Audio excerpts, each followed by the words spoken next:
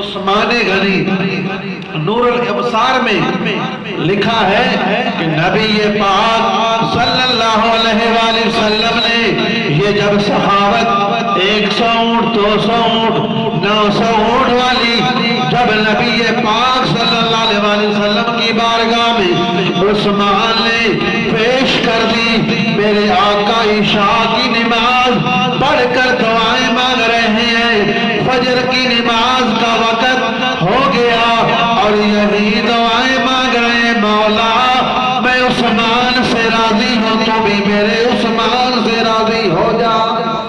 ساری رات عثمان کے لیے دعائیں، عثمان کو رب نے مال بھی دیا، پھر رب کے رستے پہ اپنے رستے پہ اللہ نے خرچ کرنے کا جذبہ بھی عثمان کو دیا ہے۔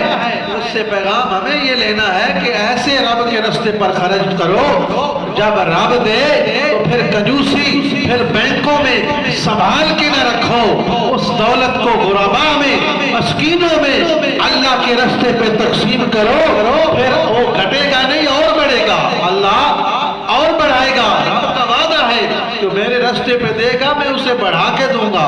کتنا بڑھا کے دوں گا؟ 700 سے بھی زیادہ جو ہے وہ میں دوں گا۔